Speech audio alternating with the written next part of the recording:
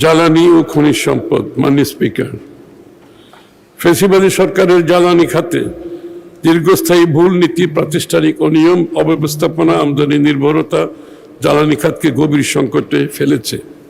এ সময় শুধুমাত্র তরলীকৃত প্রাকৃতিক গ্যাস এলএনজি এবং জ্বালানি তেল আমদানির উপর জোর দেওয়া হয়।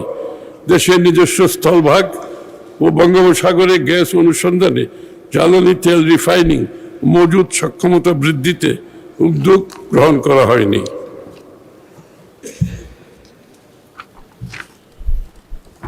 সাম্প্রতিক মধ্যপ্রাচ্যে ভূ রাজনৈতিক সংকটের ফলে আন্তর্জাতিক বাজারে জ্বালানি তেল, ডিজেল ও এলএনজির স্পট মূল্য অস্বাভাবিক বৃদ্ধি পেয়েছে।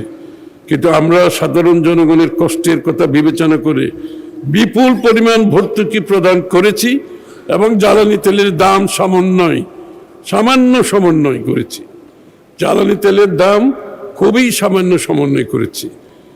অন্যান্য দেশের তুলনায় বাংলাদেশ বোধহয় অনেক একেবারে সবচেয়ে নিচের দিকে।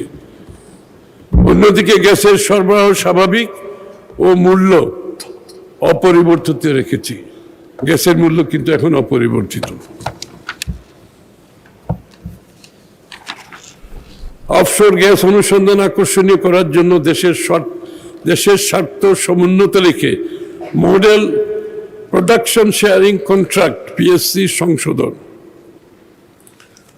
জ্বালানি আমদানির ক্ষেত্রে একক উৎসের উপর নির্ভরতা কমিয়ে উৎস বহুমুখীকরণ নীতি অনুসরণ, মহেশখালীতে বিদ্যমান দুটি ভাসমান এলএনজি টার্মিনালের পাশাপাশি নতুন টার্মিনাল স্থাপনের বিষয়টি পর্যালোচনা, মহেশখালীর মাতারবাড়িতে একটি ল্যান্ড বেসড এলএনজি টার্মিনাল স্থাপনের জন্য জমি অধিগ্রহণ, পরামর্শক নিয়োগের প্রক্রিয়া চূড়ান্তকরণ, জ্বালানি তেল পরিবহনে নির্মিত 601.550 কিলোমিটার পাইপলাইনের সর্বোচ্চ ব্যবহার, জ্বালানি তেল খালাসে সিঙ্গেল পয়েন্ট মোরিং চালুর উদ্যোগ গ্রহণ, চট্টগ্রাম উপকূলীয় শিল্পাঞ্চলে ধাপে ধাপে 50 লক্ষ মেট্রিক টন পরিশোধন ক্ষমতা সম্পন্ন নতুন ক্রুড অয়েল রিফাইনারি নির্মাণ।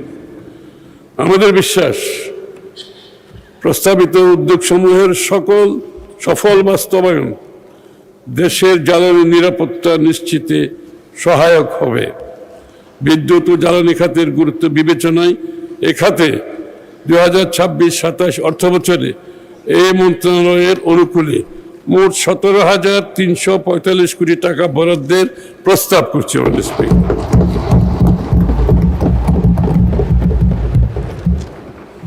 আইসিটি, টেলিযোগাযোগ ও বিজ্ঞান প্রযুক্তি খাত অত্যন্ত গুরুত্বপূর্ণ আজকের প্রেক্ষাপটে। মাননীয় স্পিকার, সারা বিশ্বের প্রেক্ষাপটে এবং আমাদের প্রেক্ষাপটে।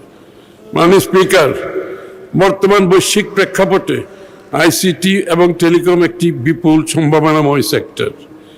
এই সেক্টর হতে পারে আগামী দিনে বাংলাদেশের অর্থনীতির অন্যতম চালিকা শক্তি। অথচ বর্তমানে দেশের জিডিপিতে এ খাতের অবদান মাত্র 1 থেকে 2%। যথাযথ পরিকল্পনা গ্রহণ ও বাস্তবায়নের মাধ্যমে আগামী 5 বছরে তা 10% উন্নীত করার লক্ষ্য নির্ধারণ করা হয়েছে। ইতিমধ্যে দেশব্যাপী সাশ্রয়ী, নির্ভরযোগ্য, উচ্চগতির হাই স্পিড ইন্টারনেট নিশ্চিত করতে সরকার, ফলে একদিকে দেশের খেটে খাওয়া মানুষের কষ্টার্জিত অর্থ সম্পদ দুর্নীতি, দুর্বৃত্তায়নের মাধ্যমে মুষ্টিমেয় লুটেরাদের হস্তগত হয়েছে এবং বিদেশে পাচার করা হয়েছে। অন্যদিকে সামষ্টিক অর্থনৈতিক ব্যর্থতাগুলোকে ঢাকা হয়েছে মিথ্যা পরিসংখ্যান ও কথার ফুলঝুরি দিয়ে। ফলে কাঙ্ক্ষিত রাষ্ট্র গঠনের মূল চালিকা শক্তি অর্থাৎ অর্থনৈতিক ইঞ্জিন বিগত 1.5 দশকের বেশি সময় ধরে ক্রমেই দুর্বল হতে হতে একেবারে ধ্বংস হয়েছে। আমরা সেই ধ্বংসস্তূপের মধ্যে থেকেই নতুন যাত্রার প্রতিশ্রুতি বাস্তবায়ন করতে চাইছি। স্পিকার।